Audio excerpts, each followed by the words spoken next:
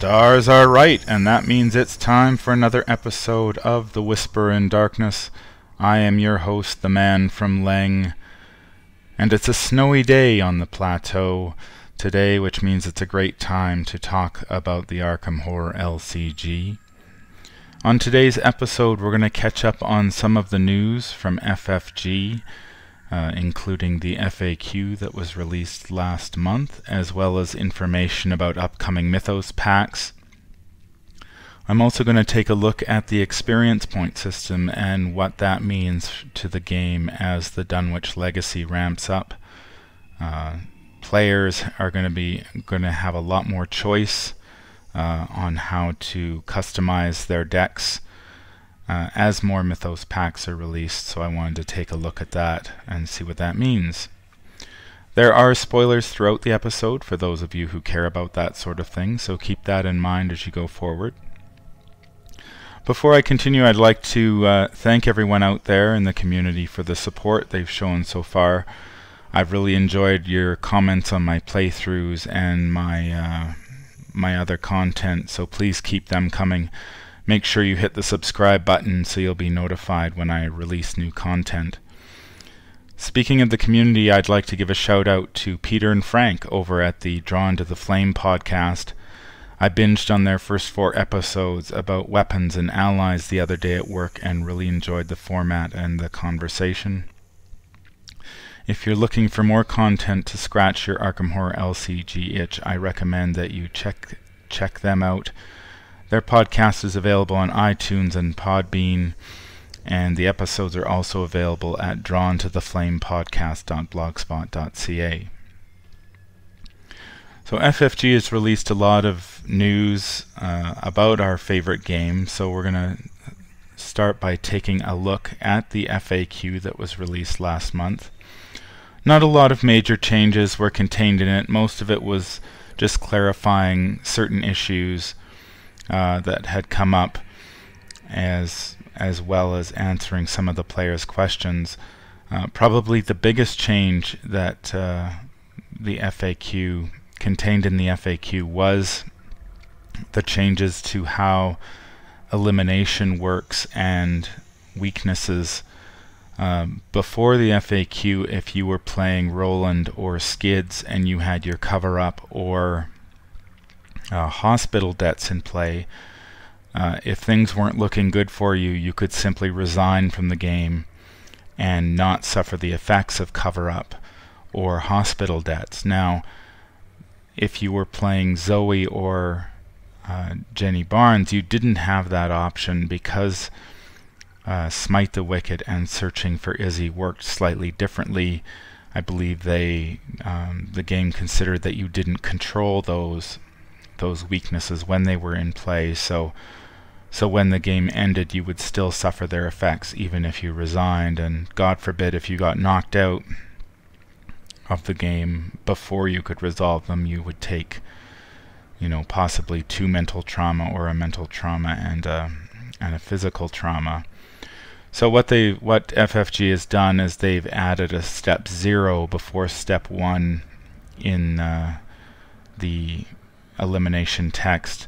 So when you're eliminated from the game, you trigger any when the game ends effects abilities on each weakness the eliminator owns that is in play, and then you remove those weaknesses from the game. So now if you've got cover-up or hospital debts in play, you will suffer the effects. They've also changed the wording on Smite the Wicked and Searching for Izzy slightly so they work similar to cover-up and hospital debts. They've also clarified how weaknesses work, so if you end up with a weakness in your deck, hand, or threat area while playing a scenario, that weakness remains part of your deck for the rest of the campaign. That's probably referring to in Curse of the Rougarou, you can end up with a weakness in your play area, and some people were uncertain whether you were kept that for the rest of the campaign or whether you discarded it at the end, and this just clarifies that yes indeed you do get to keep it. So if you don't get rid of that weakness that you get, it will be yours for the rest of the campaign. There were also some clarifications contained in the FAQ. One of the ones I found interesting was the clarification about choices in the Grim rule.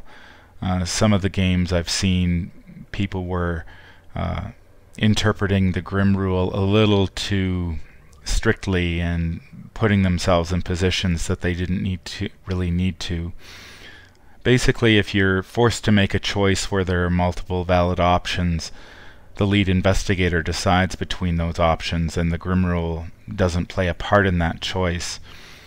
So, for example, say you've got you're playing Midnight Masks and you've got 2 locations in play with 6 clues on them, and your investigators are at one of those locations but not at the other, and you draw a locked door. You can certainly play the locked door on the other location. You do not have to play it on the location where your investigators are located.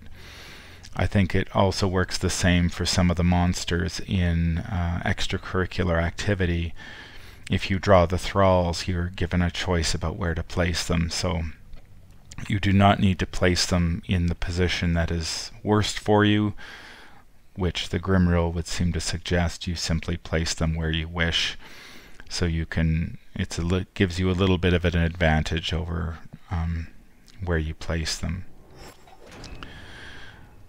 The other thing that I thought interesting, now I didn't know this, was just clarifying how Double or Nothing works with skill cards like Perception and Overpower, as well as some of the other effects in the game like Dr. Mylan Christopher.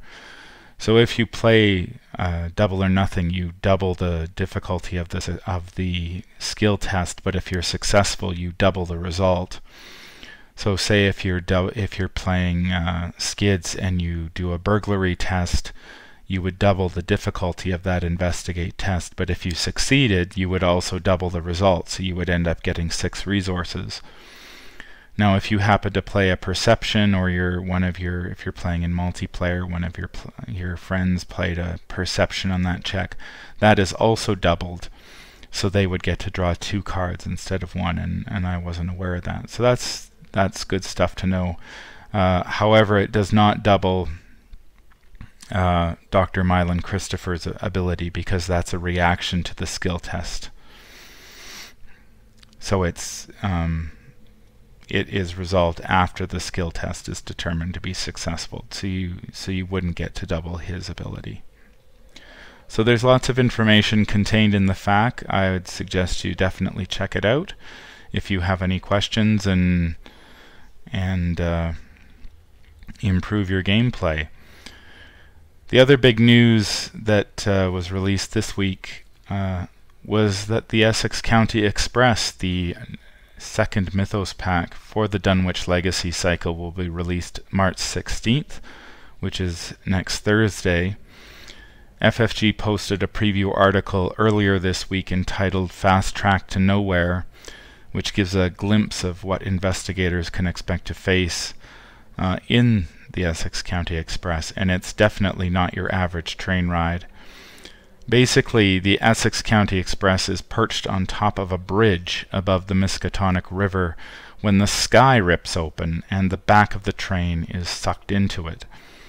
So amid the chaos and madness, the investigators need to race to the engine car at the front of the train as fast as possible, and they need to get the engine running.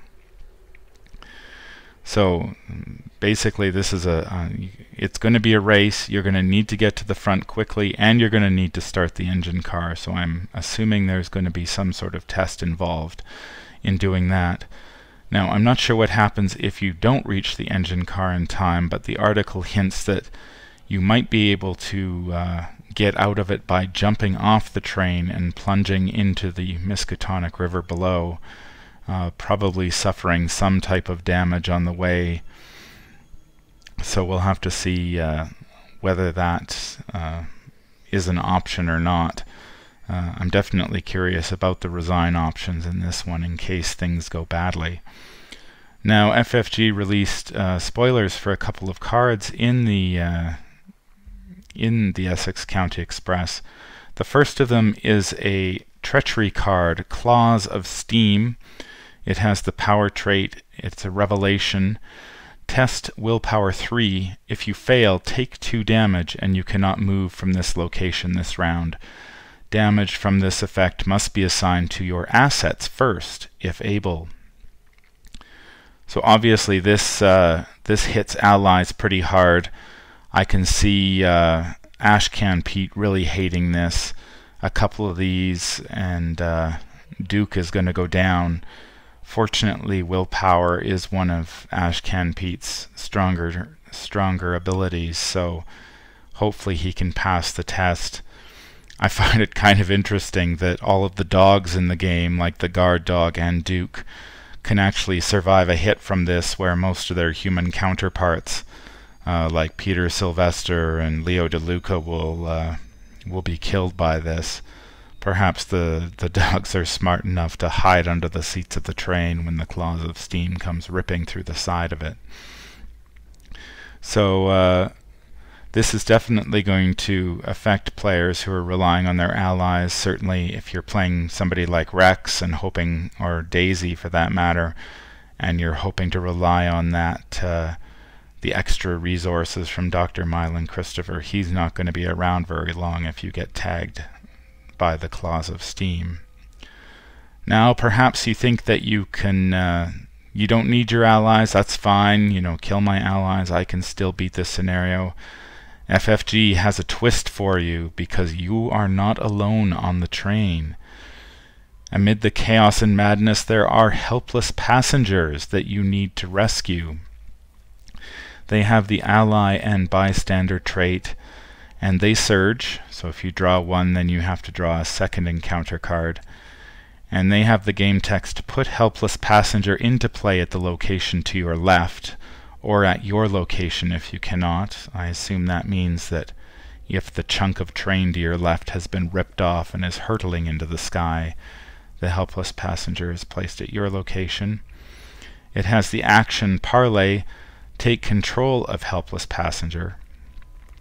And it has the forced effect, if helpless passenger leaves play, each investigator takes 1 horror, and they have 1 stamina and 1 sanity. So obviously these helpless passengers are not going to survive if you draw Claws of Steam. So you're going to need to keep these people safe and try to get them to the engine car as you go along. Certainly I can see one strategy is giving all the helpless passengers to Agnes to ferry around, because she, you know, if she's tooled up, she certainly has a better chance of passing the Claws of Steam willpower test than some other investigators.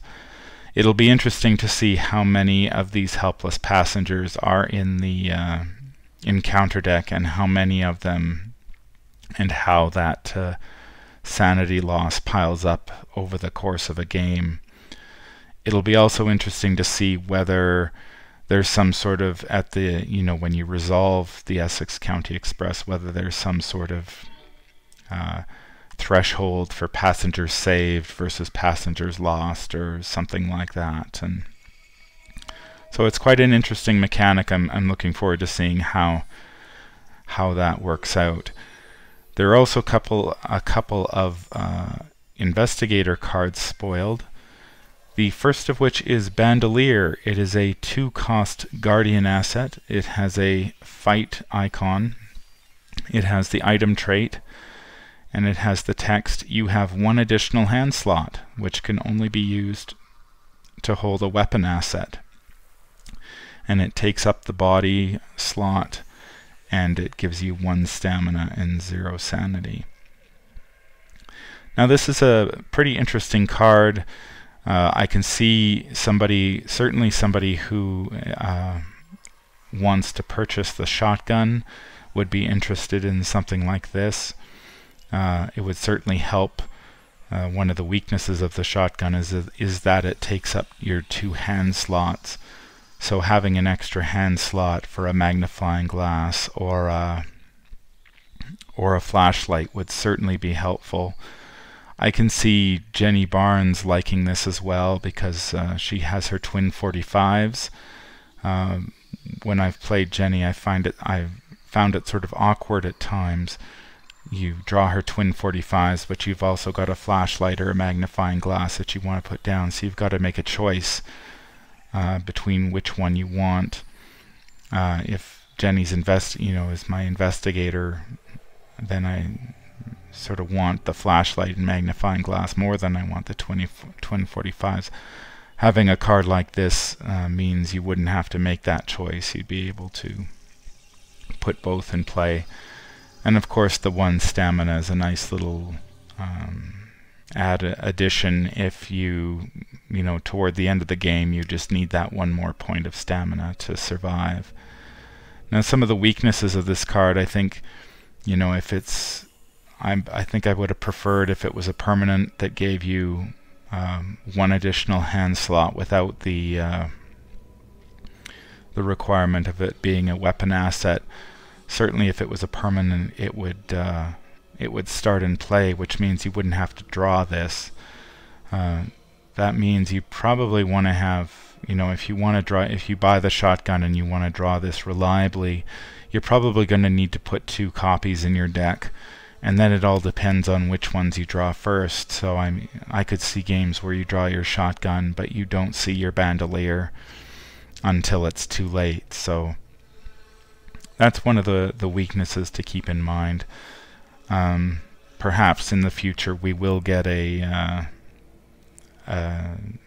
permanent that gives you an extra hand slot without the restriction of it being a weapon asset. Speaking of permanents, the other player card that they spoiled was Relic Hunter. It is an asset. It costs 3 experience. It has the talent trait, and it is a permanent, and it gives you 1 additional accessory slot. So your accessories include your things like your holy rosaries, your elder sign amulets, your police badges, and whatnot. So if you would like to pack more than 1 of those, certainly spending 3 XP on something like this would be an interesting option. It is permanent, so it starts in play and doesn't count towards your the deck slots. So yeah, it's cards like this, as well as Charisma, which is also in this pack, that also costs 3 XP and gives you an additional ally slot. These sorts of things are just going to give players a lot more deck building options and a lot more strategies that they can explore. So is it worthwhile having 2 police badges and or a couple elder sign amulets that you can just dump sanity into non-stop? We'll have to try that out and see. So overall, the Essex County Express pack is looking really good. The scenario itself looks really interesting, and it should be a pretty exciting scenario to play. It sounds like investigators are going to have to move really quickly if they want to complete it. And the cards inside will give players a lot more options to play with. FFG also announced, now this is a bit older, but I did want to take a look at it. They released the announcement for the 4th Mythos pack in the Arkham, in the Dunwich Legacy cycle, and that is Undimensioned and Unseen. As you can see here, there's some sort of horrific creature destroying a church somewhere. From the announcement, it sounds like the investigators who have been inundated with information about ancient ones and unholy rituals find themselves forced to destroy terrifying and monstrous creatures that are literally impervious to everything in their arsenal. So it's going to challenge the investigators to track down whatever esoteric formula that may allow you to defeat these otherwise invulnerable abominations, and I assume the creature on this card is one of those abominations.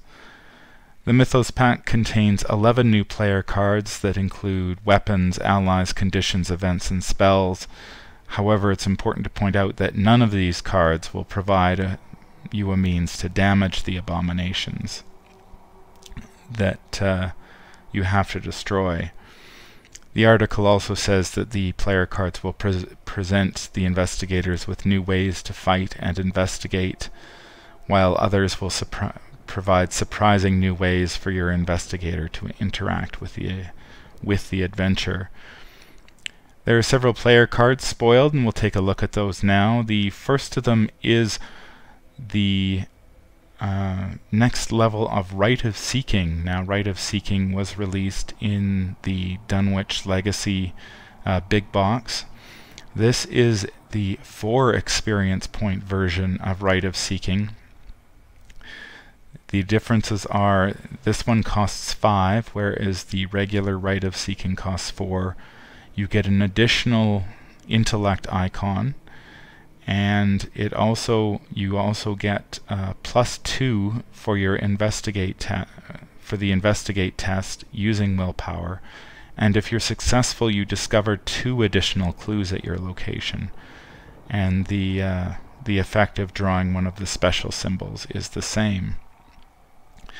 So this is obviously quite expensive at 4 experience points, but it does give you a considerable boost to your investigating checks using willpower, and it also gives you 2 additional clues. So that's 3 clues. That's nothing to sneeze at, especially in a game where clues are the way you win. Having a card like this in your deck is certainly going to make that a whole lot easier to get those clues and finish those scenarios.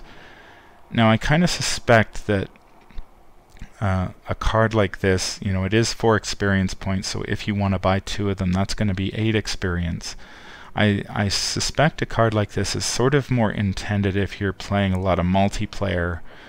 A lot of the locations that we've seen so far in the game, the shroud values, they range between 2 and 4, but if you're playing, say, single player, you're only going to have to grab 1 or 2 clues at any given location. So the ability to discover 2 additional clues is sort of wasted on that.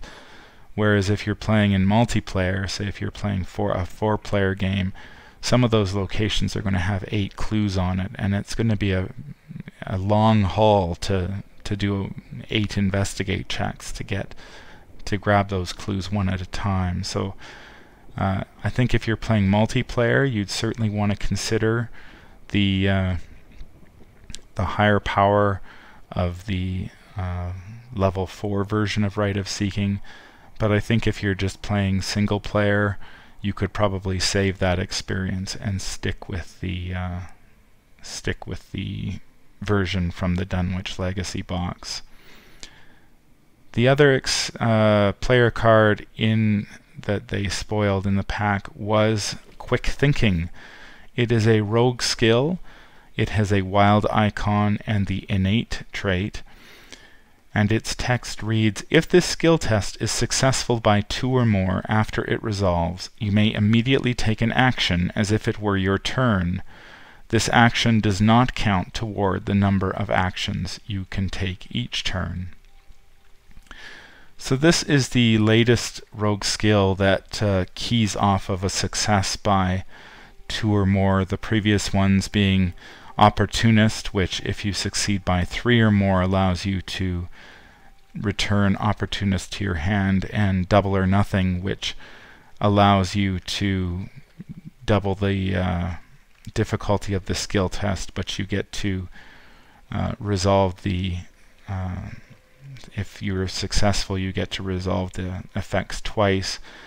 Now I think this is a pretty interesting card, certainly because it gives rogues the ability to do things that to take actions at times that they haven't been able to act before. Say if you draw an encounter card during the Mythos phase, you could certainly play this, and if you pass the test, then you get to take an action during the Mythos phase, which currently no investigators could do. So that's pretty interesting.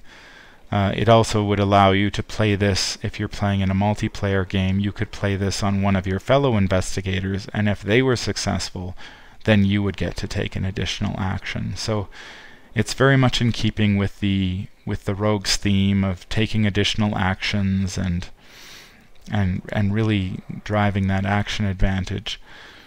So I think I'm definitely going to be playing with this one in my rogue decks. I'm really curious to see how it will, whether you can, if you do play it during the Mythos phase, what you're able to do with that, and whether that will help you complete the scenarios much faster. Now I think it's interesting to note here that it does interact with Double or Nothing. So if you play a Quick Thinking and a Double or Nothing on the same skill test and you succeed, you would get to take 2 additional actions this turn. So something like that, if you played that during the Mythos phase, suddenly it's almost like you're taking an extra turn during the Encounter deck's turn. So that certainly creates a lot of interesting options for rogues who can take this card, and others like all the investigators from the Dunwich Legacy box, as well as Wendy. Now, as I mentioned before, in the Undimensioned and Unseen Mythos pack, you're going to be fighting abominations that are invulnerable to all of your weapons. They also spoil one of the other cards, which is the esoteric formula that you may need to defeat these abominations. It's a 0-cost asset, it has the spell trait, and it has the action Fight. This attack uses willpower instead of fight. You get +2 willpower for this attack for each clue on the attacked enemy. Use this ability only on an abomination enemy. So, judging from this card, it sounds like you're going to be, as you're investigating Undimensioned and Unseen, you're going to be stacking clue tokens on the abominations, and that will give you some sort of advantage when you finally get around to fighting them. The willpower test is interesting, so certainly your high willpower investigators like Agnes or Ashcan Pete or Jim are the ones who are going to be wanting to use this to attack the abominations. So it'll be interesting to find out how you come about this esoteric formula and how you get to use it. I'm also kind of curious whether this is something that you will get to keep in your deck going forward, because this ability is useful against abomination enemies. Certainly we've seen other abominations in the game, and I'm sure there will be more to come as the cycle progresses. So if you can keep this card in your deck, it would be very handy for taking out future abominations. Now it is kind of curious that this is a formula, so perhaps this is where the strange solution unidentified that was released in the Dunwich Legacy, maybe it will play a role in this chapter pack. Sorry, this Mythos pack. That would be kind of interesting. And the announcement also hints that the decisions that the investigators make at the end of the Miskatonic Museum may come back to haunt them during this scenario. So I'm not going to spoil that for those of you who haven't played the Miskatonic Museum yet, but certainly that choice may impact what happens in Undimensioned and Unseen. FFG also announced the 5th Mythos pack in the cycle, and that is Where Doom Awaits. And from that announcement, it suggests that Where Doom Awaits will dizzy investigators with a distorted version of reality The woods outside of Dunwich are changing. You'll find clearings strewn with blood and bodies, rivers frozen solid despite the temperate air, and paths that rip open, revealing chasms through the dimensions and other worlds elsewhere in the void.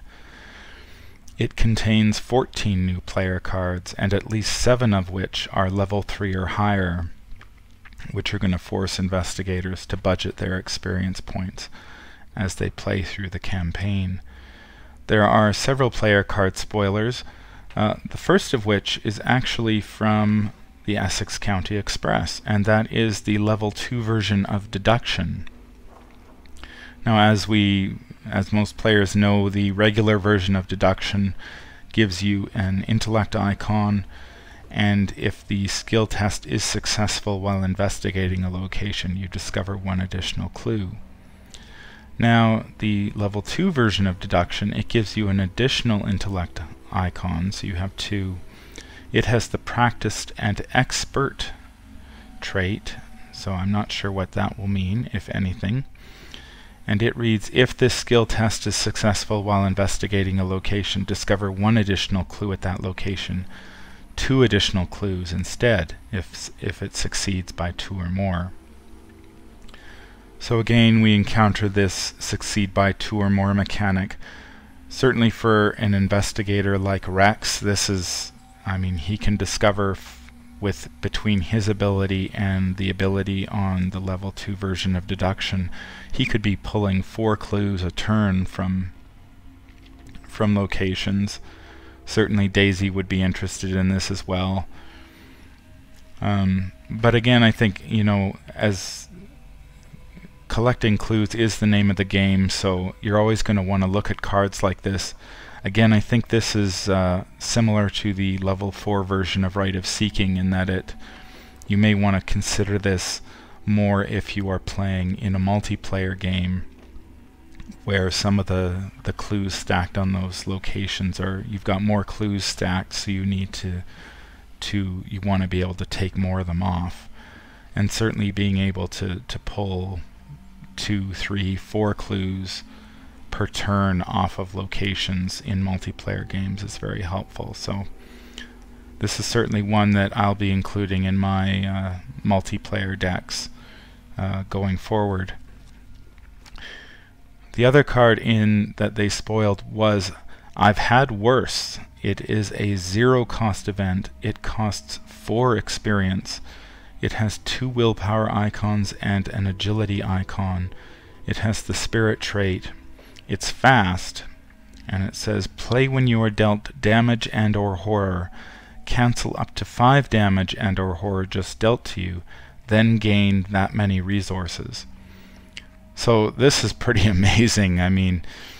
I'm just thinking off the top of my head, if you end up taking an attack from the Rougarou, that's 2 damage and 2 horror that you'd be taking.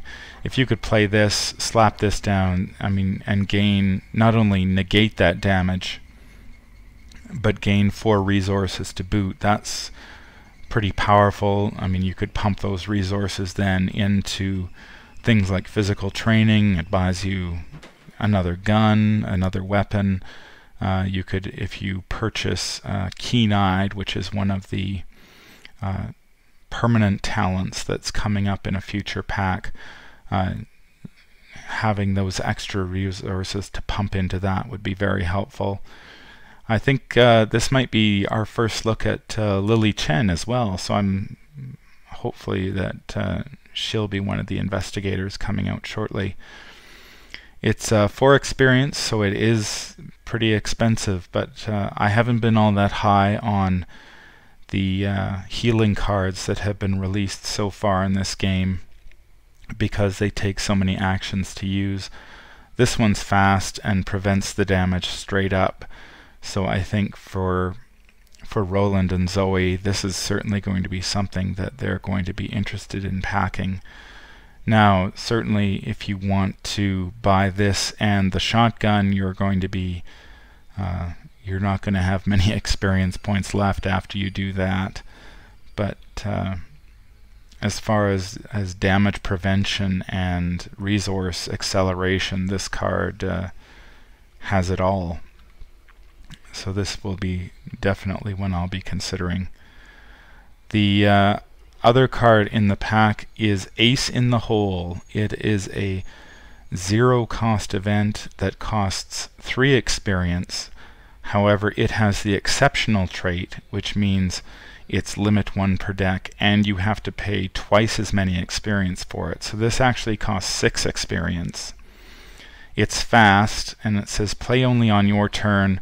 You may take an additional 3 actions this turn. So this is pretty amazing. 6 experience points is a huge chunk of change to shell out for a card, but you're basically gaining the equivalent of an entire additional turn before the encounter deck can react to you. And there's a lot of different things you can do with 3 additional actions every turn. I was thinking, what is the most actions that you could get in a turn? And I think if you were able to put down a Relic Hunters from the Essex County Express expansion, a couple of police badges, if you had Leo DeLuca in play and you were playing Skids and you were able to play this, I think you can get up to 14 actions in a turn. That's if you play a Quick Thinking with a double or nothing on it to get an additional 2 actions. You could get anywhere from 12 to 14 actions in one turn.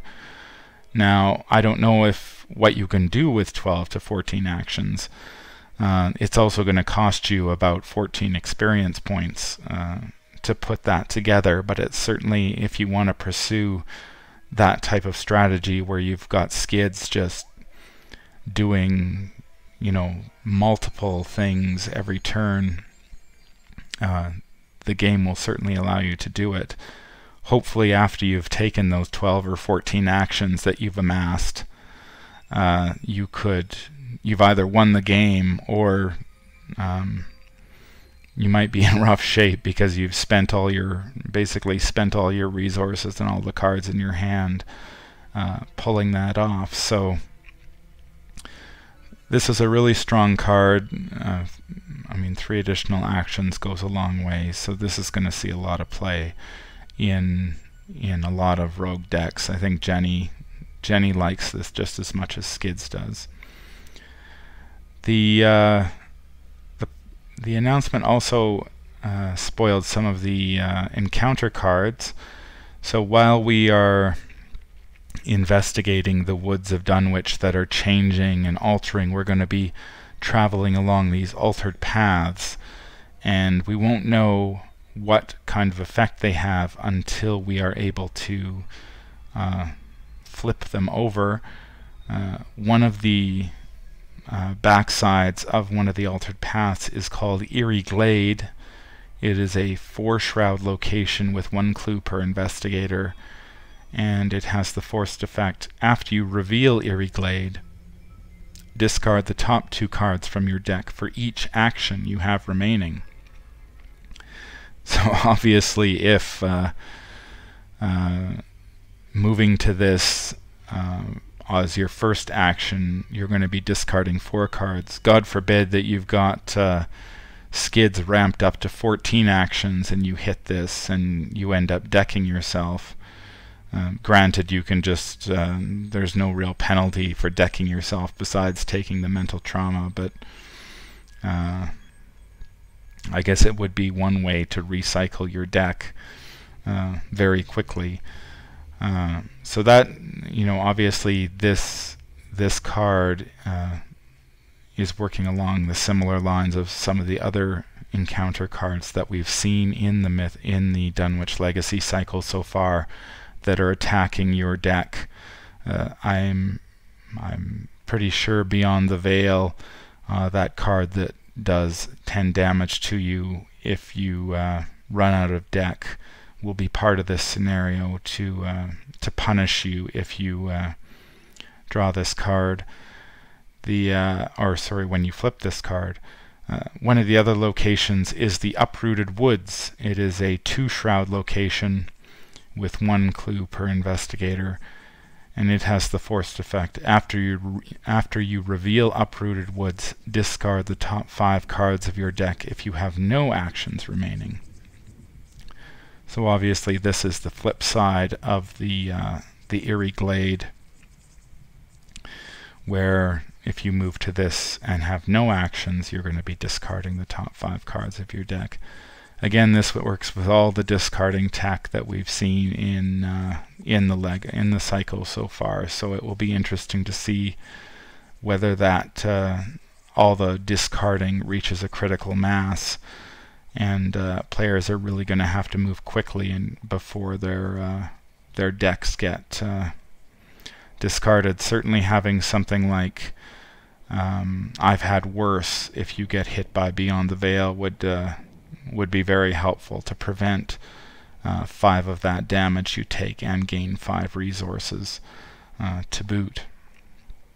So all in all, I'm really looking forward to the next couple of Mythos packs. They look really interesting. Both scenarios look really they're both quite different. One fighting the abominations, the other investigating this changing landscape.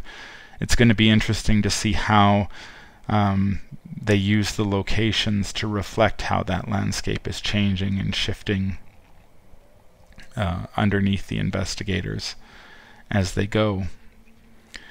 Now the Where Doom Awaits article raises an interesting question, and that question is, will you spend your experience in smaller increments outfitting your investigator from adventure to adventure, or are you going to save your experience to purchase some of these expensive cards like Ace in the Hole and I've Had Worse? Now certainly so I thought it would be interesting to take a look at experience points briefly and see what they mean to the game going forward. For those of you who are new to the game, the experience point system is something that stands out from that sets the Arkham Horror LCG apart from other card games. So during scenarios, investigators collect victory points by investigating locations, killing monsters, and completing objectives, or playing cards like Delve Too Deep, which grants you an additional victory point. And each victory point the investigators have at the end of the scenario count as experience points, which they can spend to modify their decks between scenarios. Now technically this is the only way that you can or should modify your deck before scenarios, but there is certainly, if you want to change cards in your deck without following that system, you play the game the way you want. I'm not going to stop you. And so each player card, as we see here, has an experience point cost that's represented by the number of pips in the upper left-hand corner beneath the card's cost. Swapping one card for another costs at least 1 experience point, while some cards can cost a great deal more, as we've seen, like Rite of Seeking and I've Had Worse and Ace in the Hole. You can also spend your experience to tackle one of the side scenarios, like Curse of the Rougarou and Carnival of Horrors. Curse of the Rougarou will cost you 1 experience, while Carnival will cost you 3. Now when the core set was released, players, we only had a few options for how to spend their experience points. Most people wouldn't think twice about dropping 4 XP on a pair of upgrading their lucky cards in their deck and then just moving on. But I think those days are behind us, as the card pool is changing rapidly with the release of each Mythos pack, and we're getting more and more options to spend our experience and customize our decks. And some of these, as we've seen, some of these cards are extremely expensive and extremely powerful. But they're also going to give us a great deal of latitude on how we build our decks and how we shape our strategies. So personally, I tend to save my experience for a couple reasons. The first reason is because if I'm playing with my physical cards, sometimes it's a little time consuming to swap cards in and out of decks, especially if I'm playing multiplayer. Sometimes I just want to play, and so I'll just play scenario to scenario without spending the XP, and so far I haven't found that to be all that bad. Generally, if you're swapping cards in and out of your deck, you do have to draw those cards before they have an effect, and sometimes in some games you simply don't draw those cards. Obviously, playing on Octagon as I do in my playthroughs makes swapping those cards in and out a lot easier, and I can just keep a whole bunch of decks available that have the cards in them. I also tend to save my experience because I'm worried I might buy the wrong card. I'm never quite sure what's a good buy, or whether a card that's worth has 2 experiences is worth that 2 experience, or whether I'm better saving for another card that's worth 3. I'm also prefer to wait because I want to see what's coming up in the next Mythos pack. Perhaps there's a card in there that has more, is more interesting or more suitable to the strategy that I want to pursue.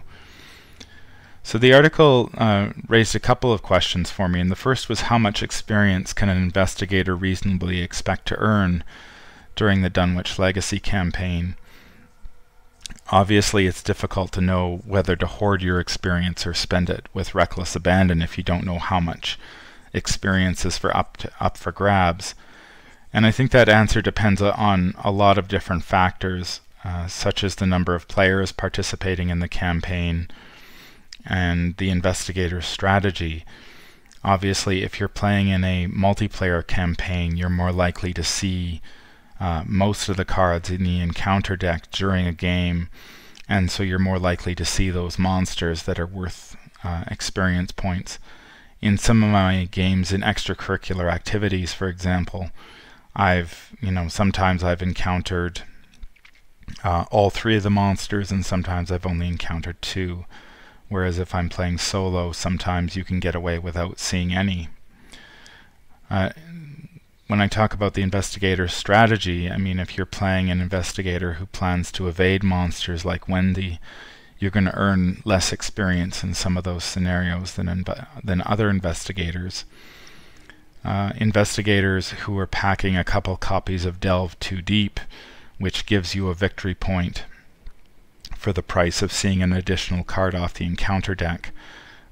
If you can play that a couple times per turn, or sorry, not per turn, but per game, you're gonna, that 1 or 2 experience you're seeing is going to add up rapidly, and you're going to be able to have a little bit more experience to buy some of these more expensive cards, which certainly makes Delve Too Deep look a little more interesting in the as a single player. I'm still not going to play it in multiplayer because I don't want to see that many cards off the encounter deck. So I thought it would be interesting to take a look at the scenarios we've seen so far in the Dunwich Legacy and look at what kind of experience points we can earn. Now, extracurricular activity is probably the one that has the most variance because it depends a lot on when you do the what options are available to you. Depends on when you decide, whether you decide to do this scenario first or second, and which strategy you decide to pursue, whether you decide to hunt for the professor, or whether you decide to save the students, or whether you decide to try to kill the experiment. So certainly the Orne Library is worth 1 VP, and that's typically something most investigators can clear. The 1 VP in the faculty offices is only available to you if you do this scenario first. And if you do the faculty offices route, you're probably not going to be getting the VP from the dormitories because of the way that Jazz Mulligan works. The investigator with Jazz has to move into that location in order to flip it. So I've tend tend to find in my games that I simply don't have the time to be running all over the university flipping locations, and so I end up doing either the dormitories or the faculty offices route. So there's 2 experience there. There are 2 copies of the Yithian Observer in the deck, and they're each worth a victory point. Sometimes you see them, sometimes you don't. Certainly I know in some of my multiplayer I've seen 1 or 2. I've seen 1 but not both, and then in other games I've seen 2. So, and they're not, for most investigators, they're not all that challenging to kill. There's also the Wizard of Yog-Sothoth. He is worth an experience. And then there's the Experiment. Now I haven't tried to kill the Experiment yet because I've played extracurricular activity, mostly in multiplayer. He gets +3 health per investigator, so that's an extra 12 health you've got to burn through. Certainly I think killing the Experiment is easier if you do this scenario second, because you have access to the alchemical concoction that will do, I believe it's 6 or 7 damage to the Experiment if you hit him with it, so that certainly makes it a lot easier to take him down. So that's worth 2 VPs. So basically in this scenario you're looking, if you go the faculty offices route, you can pick up 2 there if you clear the library, and then if you manage to kill the all 3 monsters in the deck, you could pick up yourself about 5 experience in this scenario. So it's comparable to the Gathering. The Gathering gives you that +2 experience boost in the Night of the Zealot campaign, and then if you do Midnight Masks, there's a lot of experience available in that one as well. So I'd say probably 3 to 5 XP is a reasonable expectation for if you're playing extracurricular activities. Now in the House Always Wins, there are 5 experience available. There's obviously the 3 locations that you encounter toward the end of the scenario: the art gallery, the VIP area, and the back alley. Each of them is worth 1 experience. The Clover Club Pit Boss, he begins in play, and he's usually a gimme. Most investigators shouldn't have too much trouble taking him down for the 1 VP. And then there's the Servant of the Lurker, which can come out, I believe it's when you flip to 2, when you flip your agenda. He's one of the options that can come out, or one of the conglomeration of spheres. Otherwise he gets shuffled into the deck, so you'll have to draw him if you want to see him, and he's worth 1 experience point as well. Now one of the interesting things about this scenario is you can inadvertently screw yourself out of an experience point if you end up with clues on one of your investigators at the end of the scenario, because your resignation, in order to resign, you have to resign at the back alley, and if your investigator has clues on them when they resign, those clues are placed on the back alley at the end of the scenario, and so you will not get the victory point for that. So again, you're looking at anywhere, I think, between 2 and 5 experience from this scenario if you see all the monsters, and if you're able to clear all 3 of the locations without throwing any clues back on the back alley.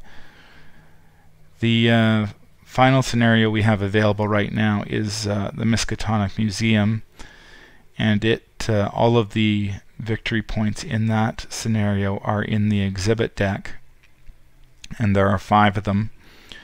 Now this one, again, it depends a little bit on how you end up drawing the cards from the exhibit deck. The exhibit hall, restricted hall, which you need to win the game, is in the bottom 3, and so you could draw it anywhere from the start of the game, you know, very early, or you could draw it late. So you could end up not seeing, if it comes up quickly, you could end up not seeing 2 of these cards. So you might end up with only 3 experience versus the full 5, depending on how those cards come up. So as you can see, the amount of experience that you can get in the Dunwich Legacy is a little bit more, I think it's a little bit more stingy than the Night of the Zealot campaign was. Certainly with Night of the Zealot you could get 5 or so from the first scenario if you got the bonus and you encountered some of those ghouls that you can kill for experience. The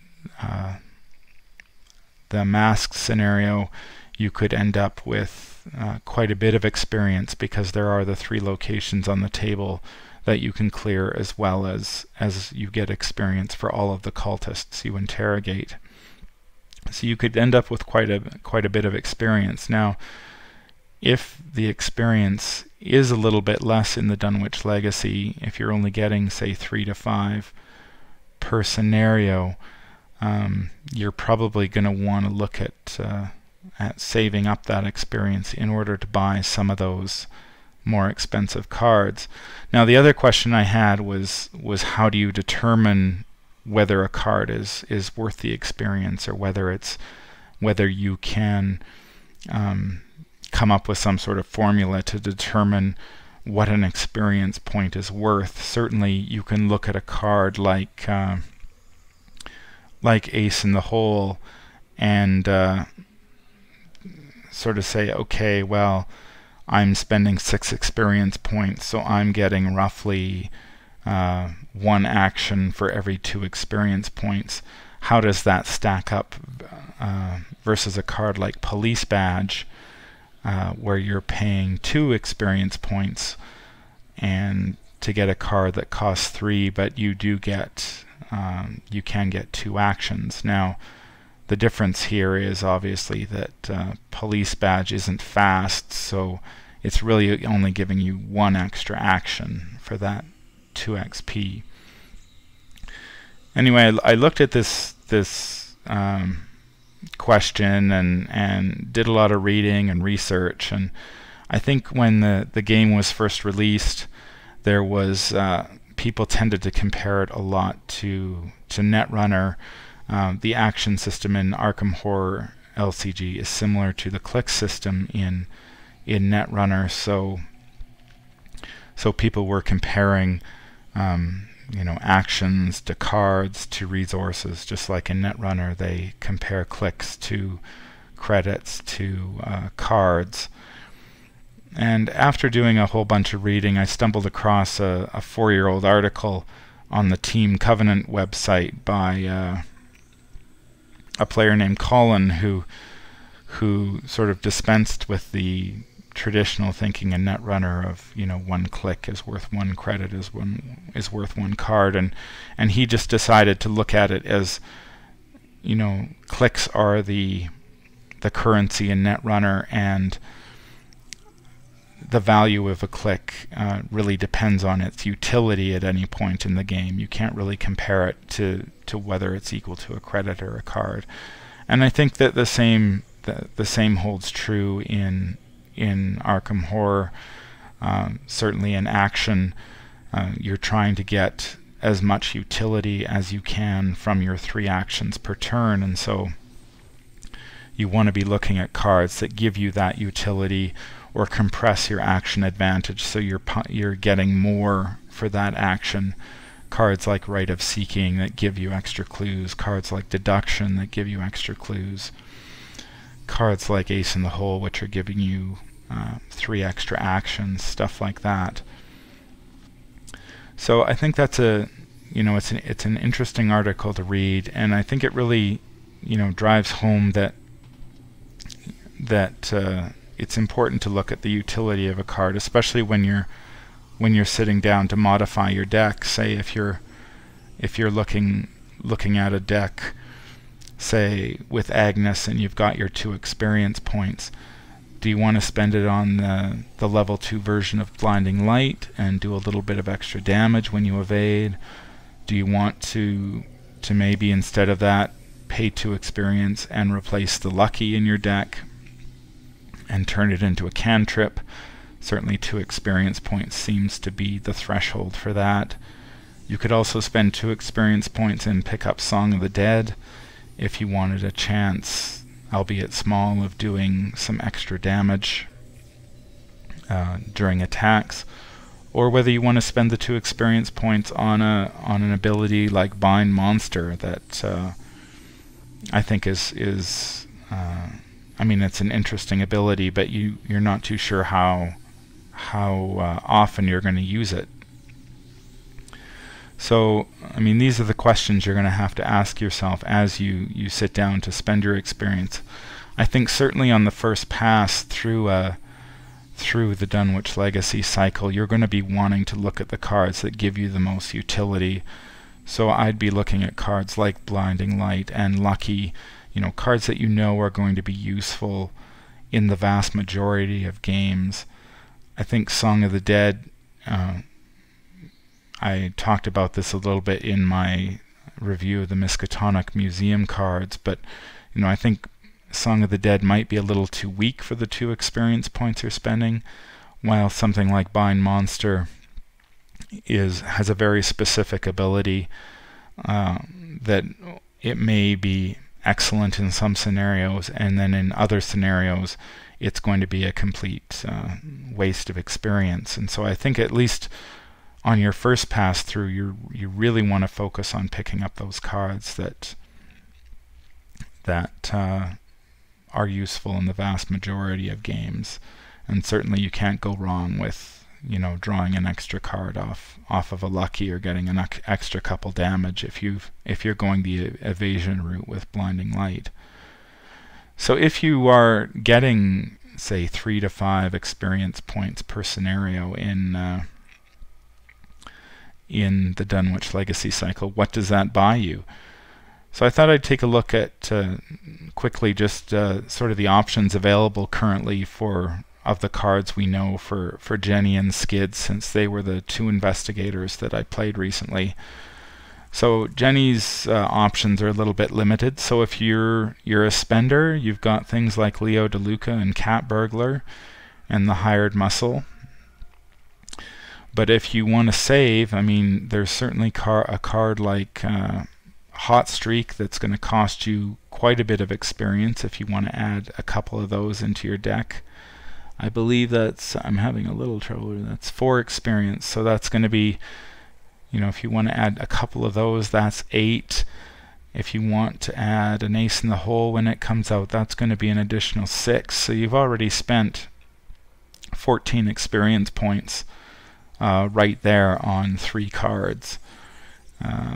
Maybe you want to add another Holy not a Holy Rosary, you want to add another accessory slot or some additional allies.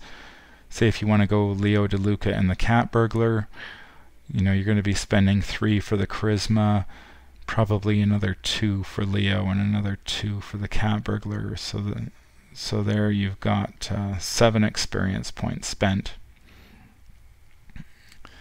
And you've got cards like Sure Gamble that are quite valuable as well. So if you want that, you're going to be paying 6. So I think, as the game moves forward and we get more and more cards that cost experience, and certainly more cards that cost a lot of experience, I think players are really going to be challenged to make the best choices and try and decide, is it worth paying the 1 experience for adaptable and switching out some of those 0 level cards, or do I need to save for some of the bigger cards that are coming down the road? Certainly if you earn, say if you even earn 4 experience, that's only 12 experience in the first 3 scenarios of the Dunwich Legacy cycle, and you can easily blow through that.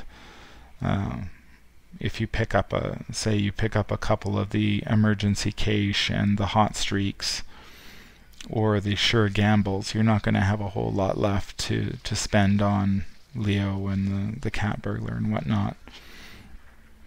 Certainly Skids O'Toole, he has quite a few more options because he can draw from the level 1 and 2 Guardian cards as well. But I mean, he's in the same situation. Do you want to pick up a copy of Relic Hunters? There's 3. If you want to pick up 2 police badges, there's 4, so you've spent 7. Obviously Ace in the Hole is always going to be attractive, so there's 13, and you haven't really you're not buying a whole lot of cards. Or are you going to spend your experience on an adaptable and maybe upgrading your Leo DeLuca and go that route? Or pick up some extra ammunition for your guns and stuff like that. So there are going to be a lot of options coming going forward, and I think that's a pretty exciting thing for the game. It's going to open up a whole bunch of strategies, and I think on Arkham DB you're certainly going to see a lot of different decks pursuing all sorts of different strategies. Maybe some will be stacking health and sanity, others may, there's nothing that says you can't have 2 copies of Charisma out there that would enable you to have 3 allies out in play at any given time. So that might be, those are some of the strategies that players are going to be pursuing. So I think going forward, as long as you keep your eye on the card's utility and not worry too much about the experience point cost, I think you'll be in good stead as you move forward and really focus on what your deck is trying to do, because ultimately that's what it's going to come down to. I mean, if you want to build an ally deck, you're going to be spending the experience on Charisma, and you're going to have to go without the adaptable or the some of the extra allies, or maybe even a hot streak or an ace in the hole if that's what you want to do. Well, that's going to do it for me for this episode. This has been The Whisper in Darkness. I am Man from Leng. If you like what you hear, leave a comment down below. Certainly, let me know if you agree or disagree. Are you going to save your experience, or are you going to spend it as soon as you get it? Let me know. I'd be curious to hear what people's opinions are on that. If you like what you hear, certainly hit the subscribe button so you can be notified of when I release more content. And until the stars are right, this is Man from Leng wishing you happy investigating.